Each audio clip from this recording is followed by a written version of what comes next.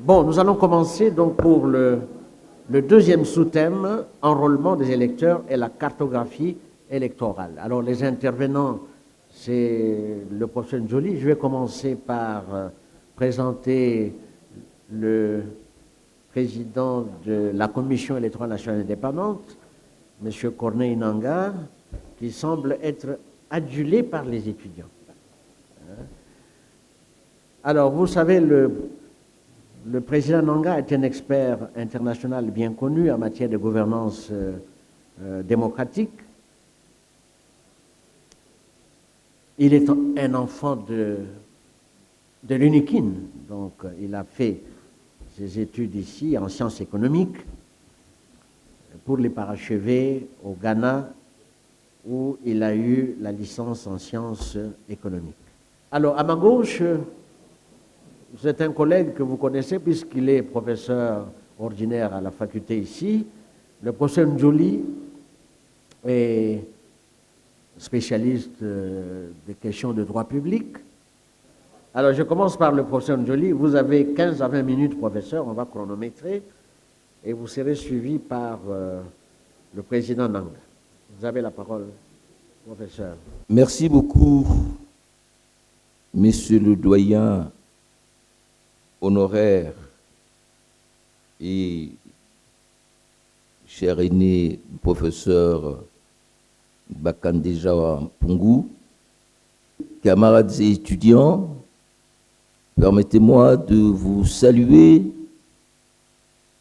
et de remercier le doyen de la faculté de nous avoir choisis pour vous entretenir sur un sujet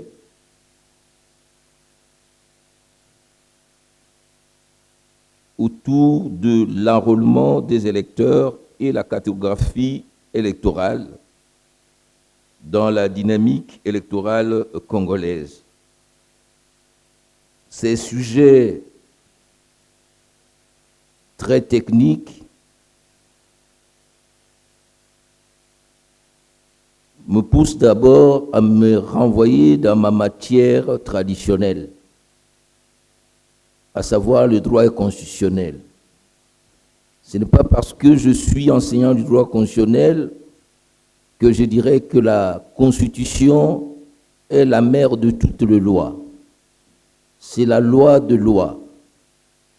C'est donc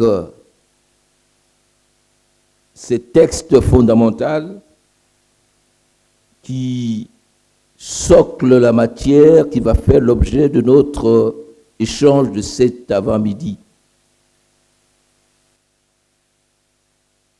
Si la question électorale est traversée dans l'ensemble du texte constitutionnel,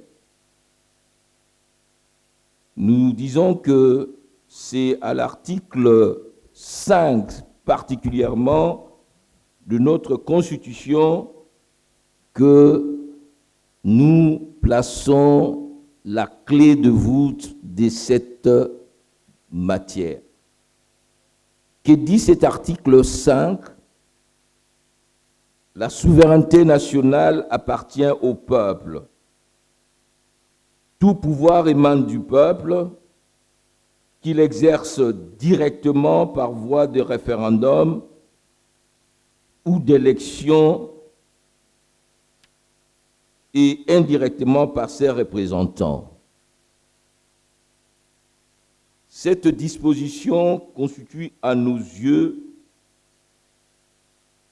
le socle expressif de notre identité étatique. C'est que l'État congolais se veut, s'identifie comme une république démocratique, c'est-à-dire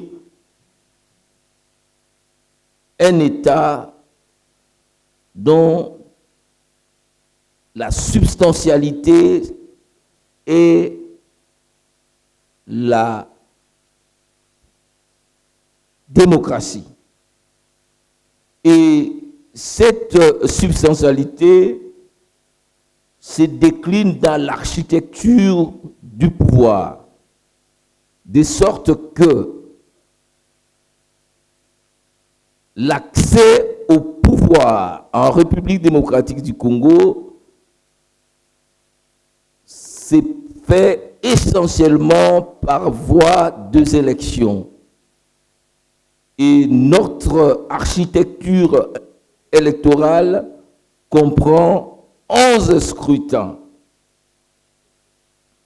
Des scrutins directs et des scrutins indirects. Donc, notre vie en tant qu'État sera rythmée par la consultation du peuple pour se prononcer sur les questions majeures, par voie de référendum, ou sur les personnes appelées à animer les institutions. Cet élément identitaire n'est pas un choix hasardeux. Au contraire, c'est le fruit d'une constance, mais d'une constance malheureuse. À savoir, dit les constituants, que depuis son indépendance, le 30 juin 1960, la République démocratique du Congo est confrontée à des crises politiques récurrentes dont l'une des causes fondamentales est la contestation de la légitimité des institutions et de leurs animateurs. 60, 65, 70, jusqu'à ces jours, ceux qui gouvernent ne sont pas reconnus par tous comme ayant l'autorité, la foi, la légalité, l'appui, l'onction, n'est-ce pas, du peuple. Et pour mettre fin notamment à la crise qui a dominé dans cet espace de 2003, de 1998 jusqu'en 2003, les forces vives de la République ont estimé que pour donner à la République une chance de se reconstruire, il fallait mettre en place un nouvel ordre politique avec une nouvelle constitution sur base de laquelle le peuple congolais, dit les constituants, devrait choisir souverainement ses dirigeants au terme des élections libres, pluralistes, démocratiques, transparentes et crédibles. Chacun de ces concepts a un sens. Des élections libres, des élections pluralistes, des élections démocratiques, transparentes et crédibles. Si notre droit public interne, à partir de la Constitution, mais aussi d'autres lois particulières, telles que la loi organique qui met en place la CENI elle-même qui est, n'est-ce pas, une autorité constitutionnelle indépendante, parce que ce n'est pas une vulgaire administration, excusez-moi le terme, autorité administrative, c'est une autorité constitutionnalisée. Plusieurs textes internes, que ce soit la loi organique sur la Cour constitutionnelle, elle reprend des importantes dispositions du droit électoral. Donc, le droit électoral congolais reprend une série de dispositions à la fois de droit constitutionnel, de droit administratif et même le droit pénal pour nous permettre, n'est-ce pas, d'asseoir des processus électoraux crédibles. Mais le droit électoral n'est pas simplement un droit interne, parce que la question de l'élection dépasse la dimension interne pour devenir une question de droit international, de droits de l'homme. Ainsi, la Déclaration universelle des droits de l'homme, article 21, est claire. La volonté du peuple est le fondement de l'autorité du pouvoir public. Cette volonté doit s'exprimer par des élections honnêtes qui doivent avoir lieu périodiquement au suffrage universel, égal et au vote secret, et suivant une procédure équivalente assurant la liberté des votes. Je ne vais pas citer d'autres textes du droit international. Il y a le pacte international relatif aux droits politiques, civils et politiques. Il y a les conventions sur le droit de la femme. En droit international africain, il y a émergence de ce qu'on appelle le droit africain de la démocratie avec l'acte constitutif de l'Union africaine qui déclare le coup d'État hors la loi. Et aujourd'hui, on est en train d'imaginer comment mettre le troisième mandat aussi hors la loi par l'Union africaine. Donc, les questions ou la question électorale a maintenant un rôle central. C'est devenu une centralité dans la production juridique de droit interne ou de droit international. Pourquoi? Parce que le pouvoir de suffrage est le premier des pouvoirs. C'est le pouvoir fondamental. C'est le pouvoir à la source de tous les autres pouvoirs. Le professeur Essambo, un des pionniers de ces droits électoraux, dit que le destin de nation est lié désormais à l'organisation à intervalles réguliers d'élections et leur rationnelle gestion pour que soit ordonnancée à divers niveaux la distribution du pouvoir politique. Mais pour organiser les élections, il faut des préalables. Ces préalables, il faut qu'il y ait l'électeur. C'est lui qui a le droit de suffrage. Mais cet électeur, il faut le connaître. Il faut donc maîtriser le corps électoral qui est appelé à désigner, à assumer ses droits sur cette entité politique. La maîtrise du corps électoral est un impératif parce que ça impacte sur la qualité et la crédibilité de l'opération électorale, partant la légitimité des institutions. Donc il faut connaître qui va voter ou qui vont voter. Donc, la question électorale, si elle peut être saisie par le droit, si ça peut être perçu comme une question de sociologie politique ou de sciences politiques, eh bien la question électorale est devenue une question technique, une question d'arithmétique, une question de dénombrement, une question de localisation. D'où l'intérêt de deux termes de notre intervention de ce matin, l'enrôlement des électeurs et la cartographie électorale.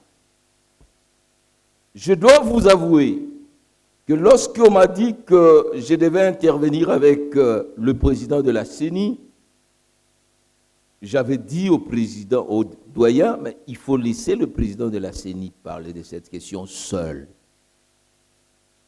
Pas parce qu'il est président de la CENI aujourd'hui, mais parce que je le connais dans cette question d'identification,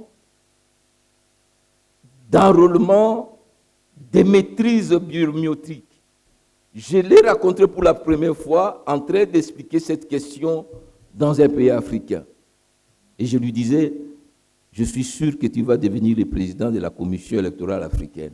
Il m'a dit non, moi j'ai dit, tu vas le devenir, et il est devenu. Non, il n'a pas simplement les qualités techniques, personnelles, subjectives, mais il est aussi, n'est-ce pas, l'autorité attitrée, parce que l'article 9 de la loi organique portant organisation et fonctionnement de la commission électorale indépendante dit in limine litis au point 1 que parmi les attributions de la CENI, il y a l'organisation et la gestion des opérations préélectorales, électorales et référendaires, notamment l'identification, l'enrôlement des électeurs, l'établissement et la publication des listes électorales. Donc, c'est une compétence qui lui revient. Vous comprenez pourquoi, lorsqu'un jour nous avons vu un organisme venir au Sénat, venir nous dire qu'il voulait organiser les recensements, nous avons dit oui, mais ne liez pas les recensements à l'identification des électeurs parce que ce n'est pas votre compétence. Donc, c'est tout simplement ça. Donc, il aura le temps de vous parler de cette question parce que parmi les 900 recommandations issues des observations électorales de ces 3 cycles, la moitié de ces recommandations sont liées ou sont des recommandations liées à la maîtrise et à la fiabilisation de la liste électorale et à la stabilisation, n'est-ce pas, de la cartographie. Je peux encore commencer? Mais sinon, on va... Donnez-moi 5 minutes, je vais... 5 minutes. Okay. Alors, c'est quoi les recensements? Je crois que le professeur Ndomba vous l'a dit. C'est le dénombrement de la population. C'est une opération qui consiste à recueillir, à grouper, à publier les données démographiques, économiques, sociales, se rapportant à un moment donné d'une unité politique ou d'une entité administrative. C'est une opération lourde, comme on vous a expliqué, qui interne les nationaux, les étrangers, les apatrides, les questions d'habitat et autres, tout ce que vous imaginez. À côté de ces problèmes de recensement, il y a l'identification, qui est, on vous l'a dit aussi, à trier la population d'une nation, essentiellement le comptage de nationaux.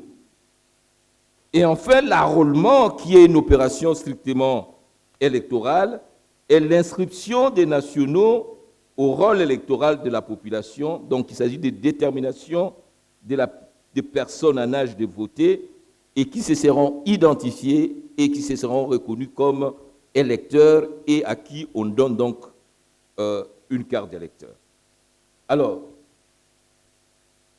la question de l'identification chez nous est liée à la question de l'enrôlement. Pourquoi? Tout simplement parce que lorsque nous sommes sortis du temps de l'autocratie et que nous nous engagions dans l'ère démocratique, eh bien, ça faisait plus de 40 ans qu'on n'avait pas recensé les Congolais, jusqu'à d'ailleurs aujourd'hui. Alors, qu'est-ce qu'il fallait faire? Ben, on a dit qu'il fallait faire ce qu'on peut appeler un recensement électoral, c'est-à-dire identifier les Congolais en âge de voter et les enrôler, c'est-à-dire en faire des électeurs. Donc la première opération a eu lieu en 2005, la deuxième en 2011 et la dernière en 2017. Ce sont des opérations lourdes qui font qu'aujourd'hui, nous avons plus ou moins 40 millions d'électeurs. En Afrique, il y a un seul pays, je crois, qui arrive devant nous, c'est l'Égypte et le Nigeria. Alors, toutes les autres démocraties, là, c'est parfois 800 000 électeurs, comme au Gabon. En face, ici, c'est 1 200 000. Toutes ces opérations se font dans les pays qui ont une logistique plus ou moins avancée, qui ont une administration territoire existante, parce que, comme vous l'a dit, que l'administration du territoire, le ministère de l'Intérieur, a des groupements fictifs, ne connaît peut-être même pas l'ensemble de son personnel. Et c'est donc toute la charge qui revient à la CENI d'identifier, et ça ne suffisait pas de faire l'identification des électeurs. La CENI, parce que l'administration du territoire ne lui donnait pas des données fiables de communes, de villes, de territoires, eh bien la CENI a dû elle-même faire la cartographie pour, n'est-ce pas, déterminer les sites de vote, le bureau de vote. Et ces deux opérations lourdes posent des problèmes parce que ça manque un soubassement qu'est l'état civil.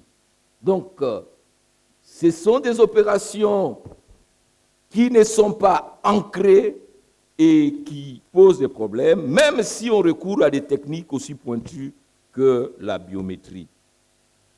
Alors, puisqu'on me dit de conclure, le fichier lui-même pose beaucoup de problèmes, avec des omis, avec les doublons, avec de multiples enrôlements, avec l'enrôlement des mineurs.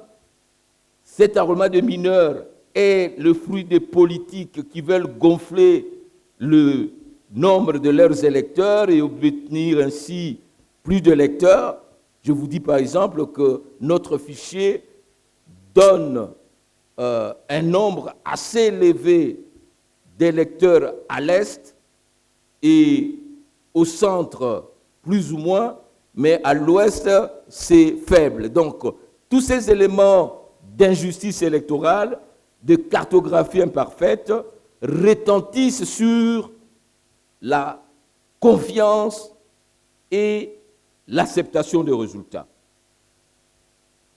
La CENI a essayé de faire un effort entre 2013, mais surtout entre 2015 et 2017, pour tenter de dépolluer ces fichiers et de stabiliser la cartographie en recourant à des techniques pointues avec les coordonnées géospatiales de sites de vote et dégager un plan logistique de déploiement et de ramassage, parce que si le déploiement n'est pas bien fait en tenant compte de la géographie, des rivières, des routes et autres, sachez que sur l'ensemble du réseau congolais, sur les 150 000 km², nous n'avons pas plus de 8 000 km bitumés, et l'ensemble de routes, ce sont des pistes.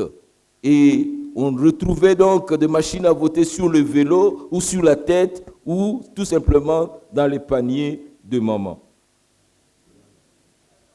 La CENI a pu produire un atlas électoral de 26 tomes correspondant aux 26 provinces avec tous les éléments.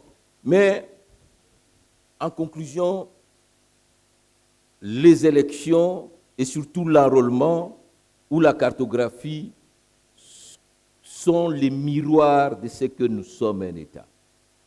Et tant que nous n'aurons pas courageusement attaqué la question du recensement de la population, c'est même une honte parce que comment peut-on développer un pays si plus de 40 ans après, vous ne savez pas le nombre? On dit nous sommes 77 millions, 80 millions, 100 millions, mais il n'y a pas de données. Or, si nous avons un registre issu des recensements, ça serait facile d'extraire tout simplement de l'état civil les fichiers et ça donnerait moins de contestations, ça donnerait moins de problèmes parce qu'à chaque révision du fichier électoral ou à chaque renouvellement du fichier électoral, il y a des contestations et à partir du moment où on est dans les contestations sur le nombre des électeurs, on ne peut être que dans les contestations sur les résultats électoraux. Donc, tout est là. Si on n'est pas d'accord sur le nombre de groupements, il est difficile, n'est-ce pas, d'organiser des élections locales. Comment organiser en effet des élections locales avec plus ou moins 6095 groupements non identifiés, mais dont les limites sont peu connues, plus de 87 000 villages, des chefferies. Donc on arriverait à des élections locales qui ne pourront jamais être tenues parce qu'il y a un problème de fond. Donc nous nous remercions nos amis de l'ONIP, de l'INES et de la CENI, parce que la CENI a déjà 3 cycles électoraux. Il est donc facile de glisser et de mutualiser les efforts pour que, comme on nous dit, nous puissions savoir combien nous sommes. Parce que si nous ne maîtrisons pas combien nous sommes, toute politique publique est impossible. Vous allez faire la gratuité, vous ne connaissez pas le nombre d'élèves. Alors vous allez avoir 80 élèves par salle, d'un enseignant qui avait $800 lorsqu'il avait 40 élèves, mais maintenant qui va avoir $100 ou 150 pour 80 élèves. Parce que tout ça, c'est de la planification, et la planification appelle la maîtrise. Et la question électorale, c'est essentiellement la maîtrise de la population. Je vous remercie. Merci.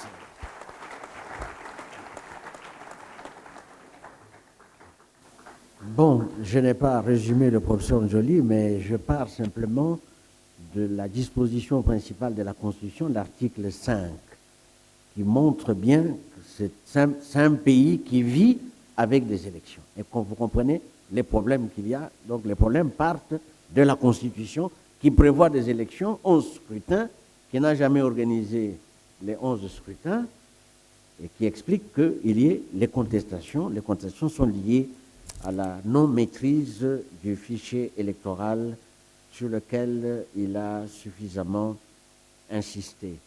Donc, on va passer la parole au président Nanga, qui va nous dire exactement, à partir de son fichier, combien nous sommes. Monsieur le recteur, ici représenté, monsieur le doyen de la faculté des droits, mesdames et messieurs les professeurs, distingués invités, chers étudiants, bonjour. Je voudrais premièrement remercier le professeur Bakandeja pour nous avoir permis de nous mettre devant vous et discuter, échanger sur ces questions qui touchent la République et la science. C'est donc pour moi un réel plaisir de pouvoir participer à cette journée scientifique organisée par la Faculté des droits de l'Université de Kinshasa sous les thèmes « Identification et gouvernance politique en RDC ». Je remercie de tout cœur les organisateurs, professeur Sambo, doyen de la faculté des droits, pour l'insigne honneur qui m'est ainsi fait en m'associant à cet exercice scientifique aux côtés d'un aîné, le professeur Jacques Joly. Je confirme ici ce qu'il a dit à une conférence internationale au Gabon, justement, alors que j'étais directeur résident de la Fondation internationale pour les systèmes électoraux, où j'ai coordonné l'assistance électorale dans 3 pays, le Mali, le Burkina Faso et la Côte d'Ivoire. Je l'ai rencontré pour la première fois. Et après mes présentations, il me dira, jeune homme, où est-ce que tu as appris tout ça? Et il me dira, non, je sais que tu finiras par devenir président à la CENI. Est-il prophète? Je n'en sais pas, mais je le suis devenu. La particularité de cette journée consiste à associer la science au débat de la société d'intérêt national. C'est donc en tant qu'expert, praticien des élections, que j'y prends part. Le sujet qui m'a été demandé d'aborder s'intitule « Enrôlement des électeurs et cartographie électorale ». Je parlerai donc un peu des généralités. J'ai la chance que le professeur Joly a introduit. Je parlerai de la cartographie, de l'identification et enrôlement des électeurs, en indiquant plus ou moins comment aussi prend l'approche, la mise en œuvre et les résultats. Je terminerai bien entendu par une petite conclusion.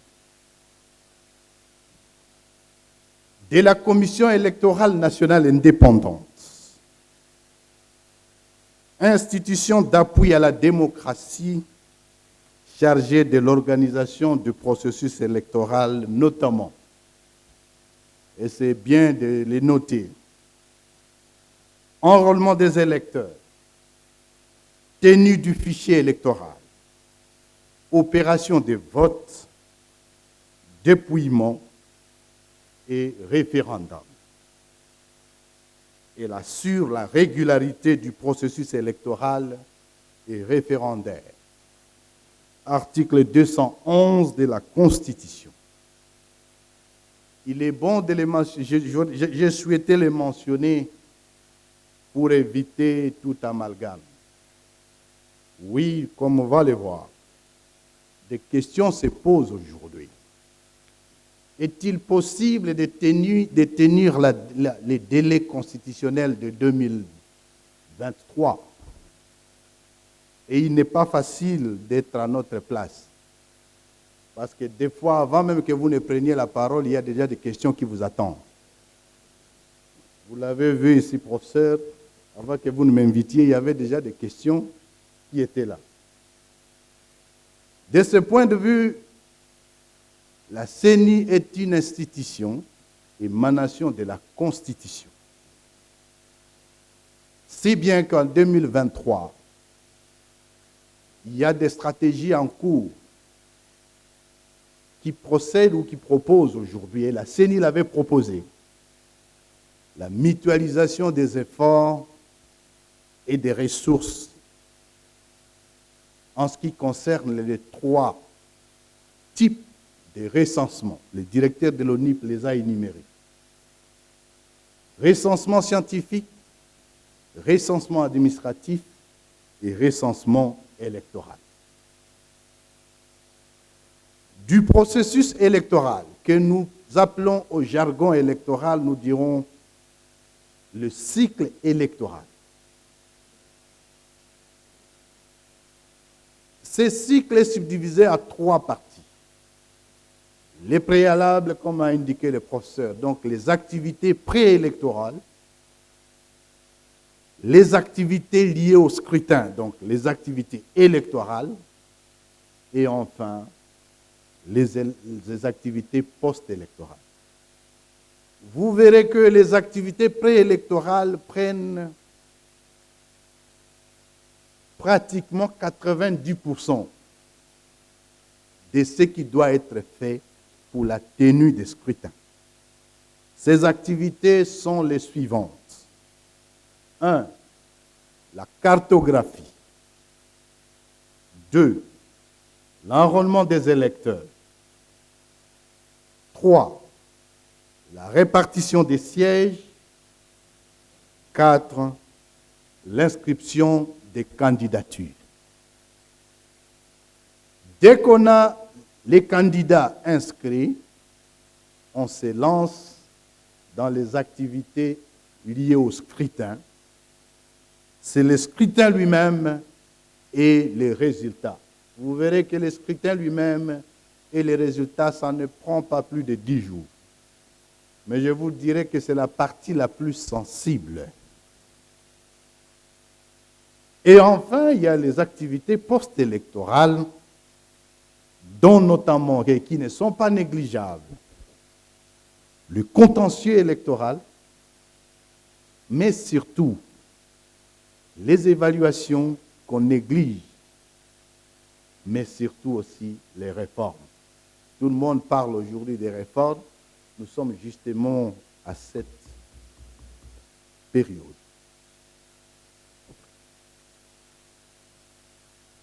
Pour revenir à ce que le professeur a dit, le professeur Njoli a dit, la clé de voûte de notre démocratie est déclinée à l'article 5 de la Constitution. L'enjeu est donc de dire les théoriciens des droits, les théoriciens politiques et les théoriciens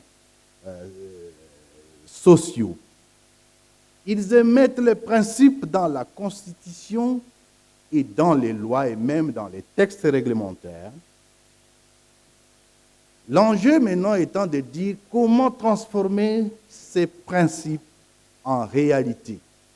Il ne suffit pas de dire que l'article 5 dit que la souveraineté revient au peuple. Il ne suffit pas de dire que non, il faut les élections. Faut-il encore montrer comment on peut partir de ces principes et à manifester que l'électeur, qui est l'acteur principal du processus électoral, exerce son droit civique en disant que je vote pour tel ou tel autre individu. C'est cette organisation qui nous concerne.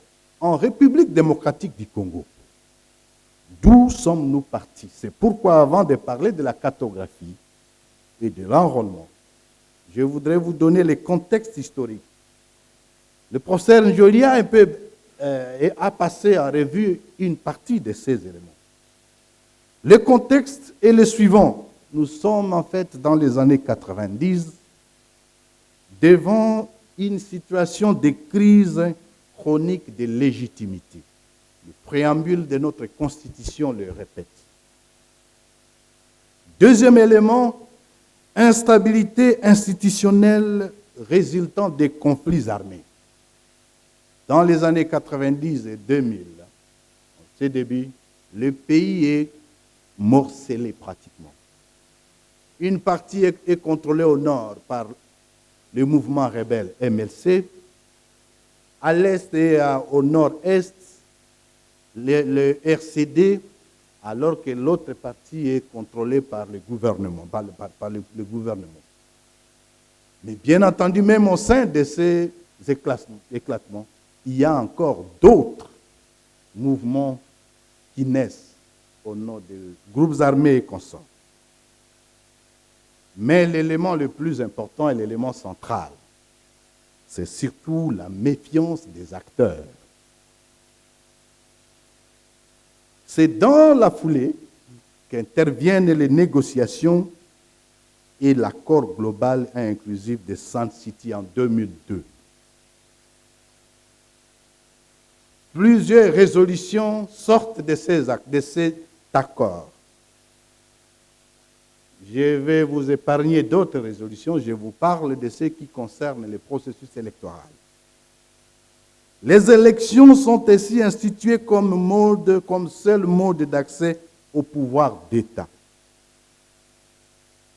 Et avec la résolution numéro DIC 09, il y a la création de la commission électorale indépendante, la CI de l'époque. Mais l'une des résolutions de cet accord indique qu'il faille organiser les élections pour créer la légitimité, mais après avoir organisé le recensement de la population.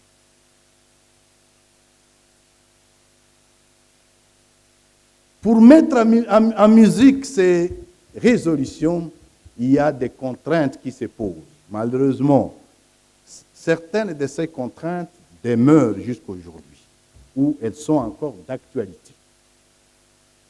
La première contrainte, c'est que la difficulté économique et surtout technique d'organiser un recensement général classique de la population. Et c'est ça le problème. Même avec l'ONIP aujourd'hui, l'ONIP n'a de bureau qu'à Kinshasa.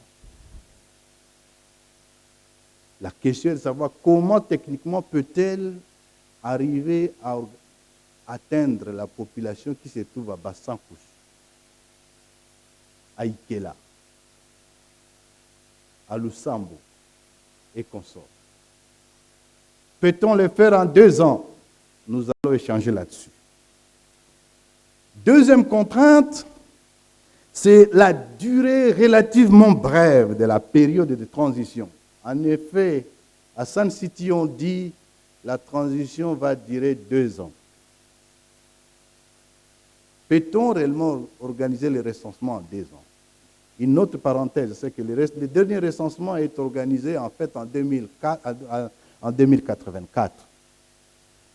Mais je peux vous dire que pour des raisons diverses, on n'a jamais publié officiellement ces résultats. 1984. Mais les résultats ne sont jamais publiés. C'est dire que rien n'indique que même si on organisait le recensement aujourd'hui, vous allez avoir les résultats immédiats et qui ne sera pas contesté. Je peux vous garantir au moins qu'il y aura contestation. Tout comme les élections. N'ayons pas la prétention de penser que non, nous allons organiser les élections parfaites au monde où il n'y aura pas de contestation. En fait, une élection est par essence un conflit. Mais un conflit organisé. Même aux États-Unis, le président Trump continue à bradir que c'est lui qui avait gagné. Dans une démocratie, la contestation est donc normale. La question, c'est de savoir la gérer en mettant en exergue l'intérêt supérieur de la nation. Troisième élément en tant que contrainte, c'est la pression politique. Quand la politique se mêle dans une affaire, ça devient politique. Et moi, j'ai grandi au village. Dans mon village, lorsqu'on me disait, on disait aux gens que non, Ozo Salanga politique, ça signifie ce que ça signifie.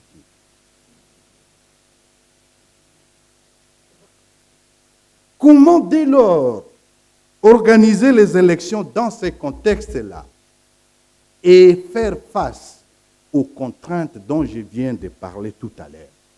L'option qui a été levée dans la foulée, parce qu'entre-temps, la pression politique de l'époque, c'était quoi? On est à 1+4. La Constitution, c'est 2 ans. On vous dit le 30 juin, 1+4 égale 0. L'option levée dans cette ambiance, au lieu de faire le recensement de la population, on va faire l'identification et enrôlement des seuls Congolais en âge de voter. C'est ce qu'on appelle l'enrôlement. L'enrôlement qui est quand même un terme biaisé parce que ça ressemble plus ou moins à l'armée. Le terme indiqué, ça aurait été l'inscription des électeurs sur les listes électorales. D'où, en 2006, en 2005, en 2011 et en 2017, on a procédé à cet enrôlement. Je vais vous épargner des définitions. Néanmoins, parce qu'on parle de la cartographie.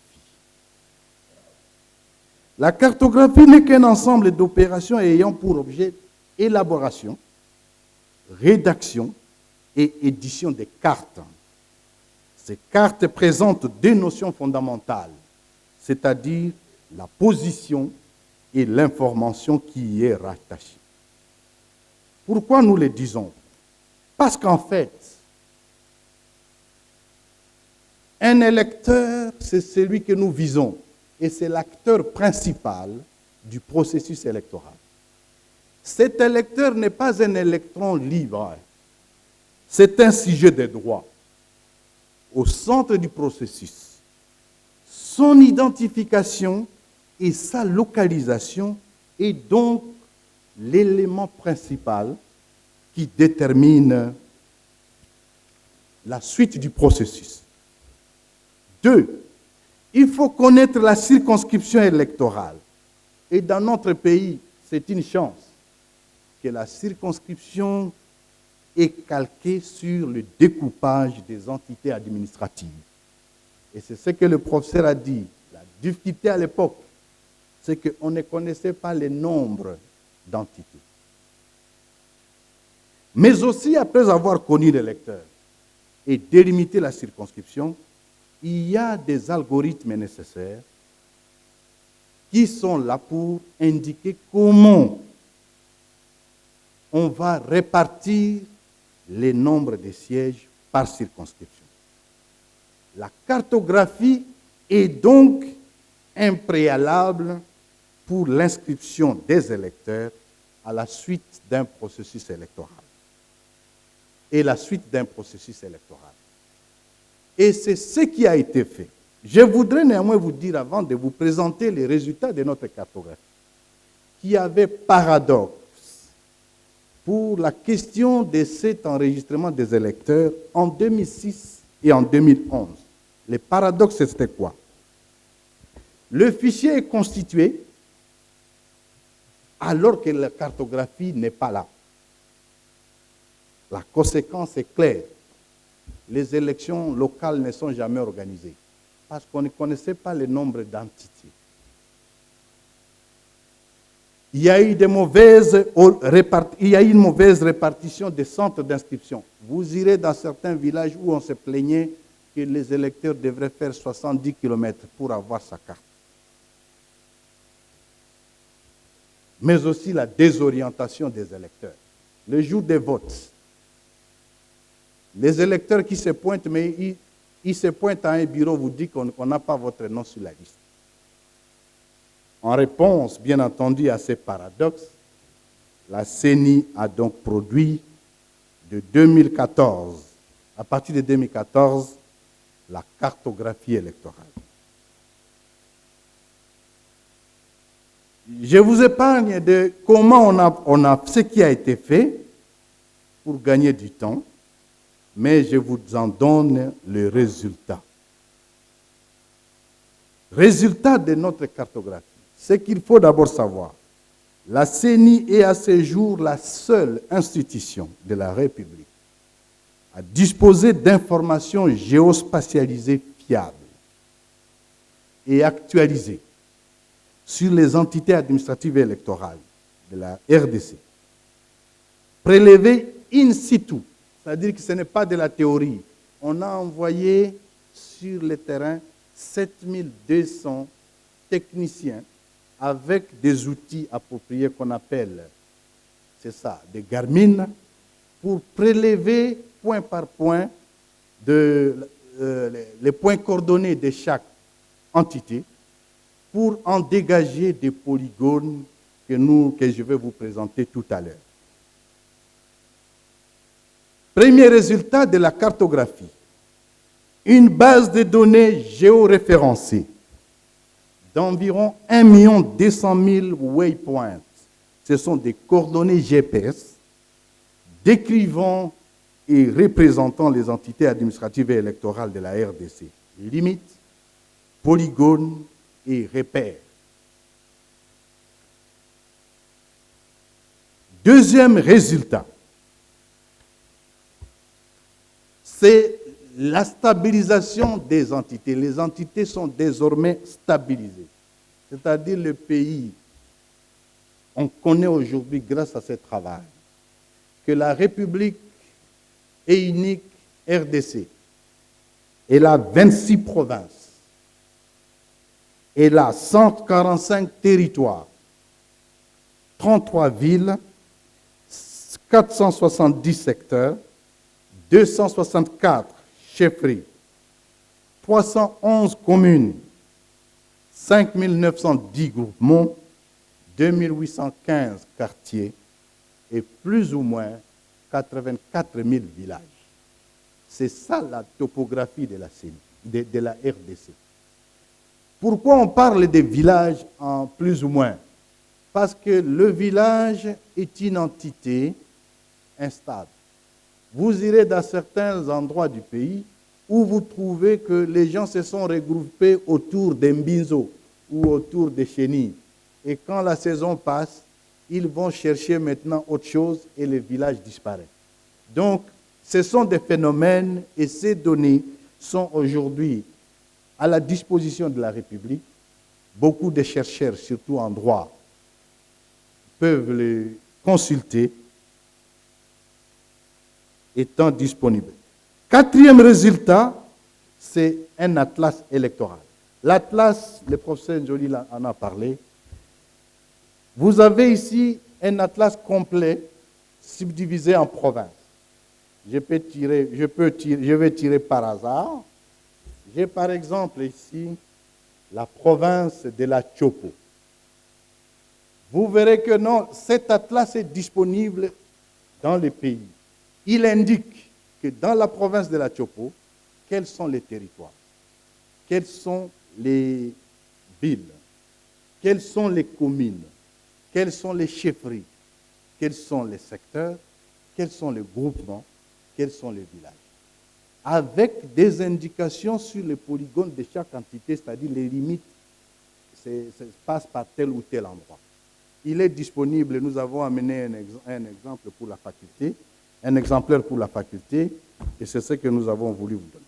Mais au-delà de cet atlas, nous avons la carte thématique spécifique. En fait, la CENI, pour atteindre son objectif, est malheureusement obligée de s'appuyer ou bien de faire ce qui n'est pas de sa compétence. Dans d'autres pays, un atlas de ce genre est tenu par l'Institut national de la géographie. Mais à l'absence d'un atlas, c'est la CENI qui est obligée de le faire. Dans d'autres pays, la télécommunication, ce n'est pas la CENI qui s'en occupe. Mais parce que nous, on a notre télécommunication qui est limitée, nous, la CENI, pour voter, pour atteindre tous les électeurs, on doit aller dans tous les bureaux de vote. Nous devons donc avoir notre propre réseau. Et c'est ce qui énerve des fois le budget. De là, fort de cette cartographie, c'est ce qui nous permet désormais d'organiser l'enrôlement des électeurs. Je ne serai pas long parce que nous connaissons plus ou moins nous l'avons expérimenté tous. Ce que nous faisons en l'absence d'un registre d'état civil, la CENI a constitué un fichier électoral. Et pour le faire, les étapes sont les suivantes. Les activités qui constituent des préalables ou préparatoires, c'est entre autres la cartographie. Une fois stabilisée, nous procédons à l'enrôlement. L'enrôlement consiste à quoi? Nous identifions, vous venez à l'aide d'une fiche intitulée F01, on identifie, on prélève les données textuelles et biométriques vous concernant. C'est une façon de vous dire, je m'appelle Kassongo, prénom Raymond, poste et nom, fils de tel et de tel, né à telle date. Mon adresse est la suivante. Province d'origine, territoire d'origine, secteur d'origine, groupement d'origine. Et ce sont ces éléments-là qui vous identifient, et en prélevant les éléments biométriques qui sont très souvent les empreintes digitales, la photographie, mais de plus en plus dans la photographie, on travaille dans le sens qu'on atteigne même l'iris qui fait partie de ces éléments. Une fois enrôlés, ces éléments sont prélevés des terrains, on les amène à Kinshasa et c'est ce qu'on appelle la base des données. Cette base de données, c'est la base de données que la République a aujourd'hui, plus ou moins, mais elle est partielle. Et c'est ce qui justifie que non, le recensement reste indispensable parce qu'au-delà des Congolais qui sont en âge de voter, il faut y mettre tout le monde, même les étrangers, même les militaires, même les enfants, pour qu'on sache combien nous sommes en République démocratique du Congo. On centralise. À la centralisation, nous traitons, c'est-à-dire on nettoie tout ce qui est doublon et on radie ceux qui doivent être radiés. On a alors la base de données des électeurs qui est le fichier électoral. Quels sont les résultats aujourd'hui? Disons, avant de vous donner les résultats, qui est l'avant-dernier. Quel est l'enjeu de l'enrôlement? L'enjeu de l'enrôlement, c'est constituer un fichier électoral fiable. Un fichier électoral fiable, c'est celui qui obéit aux principes suivants. L'unicité de l'électeur. Donc, chaque électeur doit être unique. Il ne doit pas être deux fois. Deuxième principe, l'exhaustivité. Un bon fichier, c'est celui qui, dans la mesure du possible, inclut tous les électeurs admissibles. Quatrième principe, c'est l'exactitude.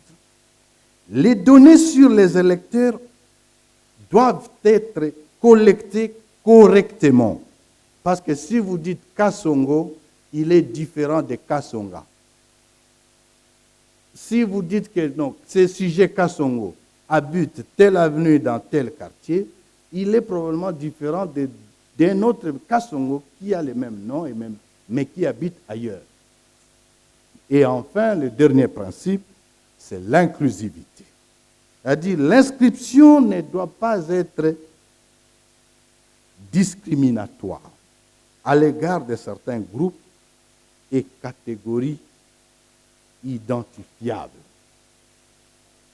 Le fichier nous sert donc à quoi maintenant? Premièrement, c'est le fichier qui nous sert à calculer le nombre de sièges, à répartir le nombre de sièges. Dans notre pays, vous avez des circonscriptions à 3 sièges, à 1 siège et même à 17 sièges. Qu'est-ce qui détermine pour que là, ça soit 17, là-bas, un électeur? C'est le nombre d'électeurs parce qu'on n'a pas encore un fichier. Le fichier nous permet aussi de générer les sites de vote, les centres de vote et le bureau de vote. Elle nous permet enfin de générer la liste électorale pour que vous ayez voté. S'il vous plaît. Pour que vous ayez voté, vous voyez que non, quand vous arrivez au bureau de vote, vous trouvez les préposés qui y sont et qui vous attendent. Avec votre carte d'électeur, ils doivent d'abord encore vous identifier. On imprime la liste électorale avec les données de chaque électeur. On aime beaucoup s'auto-flageller. Mais j'ai toujours dit, nous sommes dans un pays, le professeur Njoli l'a dit, nous sommes dans un pays où avoir une liste, un fichier de ces gens, il n'y en a pas beaucoup en Afrique. Nous sommes le premier pays à avoir utilisé la biométrie. Nous sommes le seul pays où nous avons des listes avec photos. Mais je viens de voir qu'en Zambie, ils ont utilisé les mêmes éléments maintenant. Mais ils sont derrière nous. Cependant, quelle que soit notre primauté ou notre expertise avérée, nous sommes experts partout en Afrique, sauf au Congo.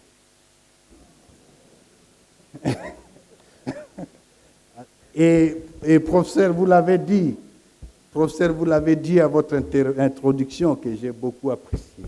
Merci. Aujourd'hui, quand on parle de la Constitution, les experts en Constitution, c'est les maçons, c'est les taximans, c'est les parlementaires debout. C'est eux, sauf les professeurs de droit. Dans le domaine électoral, c'est pire. Parce que tout le monde est expert électoral. Tout le monde connaît. Tout le monde en parle. Et organiser une élection dans un pays comme le nôtre, ce n'est pas facile. Un exemple à vous donner. Je suis aujourd'hui encore président par défaut et par devoir d'État. Depuis 2 ans et demi, on cherche mon remplaçant. Ceux qui doivent désigner mon remplaçant, c'est 8 confessions religieuses, donc 8 responsables,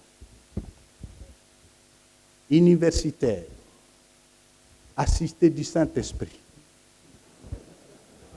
Mais ils n'arrivent pas à trouver un. 8 installés dans un bureau climatisé. Quid lorsque tu dois organiser les élections pour 40 millions d'électeurs? Jupiter va leur donner un président. Statistiques ou résultats que nous avons à ce jour. En 2005, nous avions eu 23 millions d'électeurs. En 2011, nous avions 30 millions d'électeurs. Et en 2016, 18, 40 millions d'électeurs. Les projections pour 2023, on va autour de 50 millions d'électeurs. C'est l'une des bases de données les plus importantes en Afrique. Pour terminer, vous verrez que l'impact de l'enrôlement et de la cartographie sur la gouvernance politique est là. Lorsqu'il y a des infractions, lorsqu'il y a des enquêtes, aujourd'hui, les données, lorsqu'on a des recherches, on se réfère à la CENI. Il aurait été bien indiqué qu'on ait une base de données nationale de toute la population. Pour la planification et le développement, c'est la même chose. Monsieur le professeur, pour terminer mon propos, où je ne saurais les clore sans dire un mot sur les échéances ou la perspective en 2023. En 2 minutes, je dirais, est-ce que la date de 2023 est encore tenable? Oui, elle est tenable. À condition qu'on s'y mette au travail aujourd'hui. Le DG de l'ONU a parlé de la mutualisation. Et il a donné la date de 15 mai 2023 pour clôturer les activités préélectorales, c'est-à-dire pour que la CENI soit en mesure d'avoir le fichier électoral. Mais ça, c'était une date qui était indicative et qui était fonction du début de ces opérations au mois d'août dernier. Comprenez donc qu'on n'a pas encore commencé. Et on a déjà commencé à glaner sur les délais. Et j'ai dit ça au gouvernement, que dans les jours à venir, la pression va commencer. Et cette pression est politique. Quand la pression politique va s'en mêler, plus personne ne pourra écouter les langages des recensements. Non. Il est donc indispensable qu'on commence. Avec la volonté politique, on peut encore tenir 2023 et malheureusement, le Congo n'a pas le choix. il est vraiment indispensable qu'on commence les préparatifs. Parmi ces préparatifs, c'est aussi trouver les remplaçants des Nanga. Ça fait partie des éléments qui constituent aujourd'hui comme éléments critiques. Donc, les éléments constituent du chemin critique qui devait nous amener au processus électoral. Ceci étant, la question des préparatifs techniques est en cours. La CENI, aujourd'hui, nous travaillons, parce que je suis toujours payé de toute façon. Parce que je suis payé, je continue à travailler. Ce que nous faisons, les préparatifs techniques sont en cours, de sorte que lorsque l'autre équipe viendra, c'est parmi les outils qu'on lui donnera comme élément de remise et reprise. Un exemple, je parle sous le contrôle de mon grand frère Njoli ici présent. En 2011, ils sont arrivés à la CENI en début de l'année 2011. Mais ils ont organisé l'élection à la fin de l'année, tout simplement parce que l'équipe qui les avait précédés avait déjà commencé à préparer techniquement. Et l'équipe avait même déjà commencé l'enrôlement des électeurs, si bien que c'est eux qui sont venus compléter. Donc il n'y a pas de polémique là-dessus, et il n'y a pas de débat autour de ça. C'est juste question que les gens s'y mettent. Nous aurons les élections en 2023. Mais en conclusion, nous devons savoir que la République démocratique du Congo est une jeune démocratie. Et je voudrais vous dire ici, nous ne sommes pas les derniers. Lorsqu'on regarde dans la région, par exemple, il n'y a pas un pays qui soit plus démocratique que nous. Dans ce pays, il y a le débat politique qui est là. Vous allez à la presse, on a près de 50 chaînes de télévision. Chacun dit ce qu'il pense. Vous ne pouvez pas le faire ici à côté ou bien en Centrafrique, au Sud-Soudan, en Ouganda et ailleurs. Mais entre-temps, nous-mêmes, nous nous autoflagellons, nous pensons que nous sommes les pires. Non, nous ne sommes pas les pires. On ne peut pas dire que tout est parfait, mais c'est une jeune démocratie. Nous avons atteint notre première alternance politique et les gens ont souvent tendance à prendre ça à la légère. Ne prenez pas ça à la légère. 1960, Kasavubu est président. 1965, le président Mobutu les remplace, mais ils n'ont pas fait la remise de reprise. En 1997, le président Kabila Laurent remplace le président Mobutu, ils n'ont pas fait la remise de reprise. En 2001, le président Kabila trouve le président Kabila, l'autre Kabila, dans un cercueil. Ils n'ont pas fait la remise de reprise. C'est la toute première fois qu'on a fait une remise de reprise entre un président sortant et un président entrant. Les gens prennent ça à la légère. On a aujourd'hui un ancien président vivant et libre dans son pays. En 60 ans, ça ne s'est jamais fait. On a un président en exercice et nous attendons qu'il termine son mandat et qu'il soit sanctionné ou bien reconduit. C'est ça justement la consolidation de la démocratie.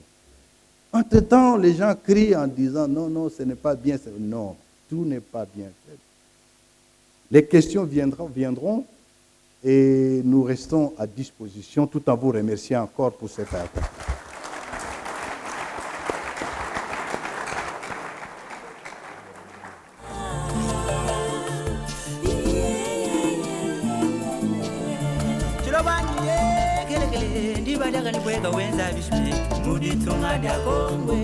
Zambi wakatunanga wakatupesha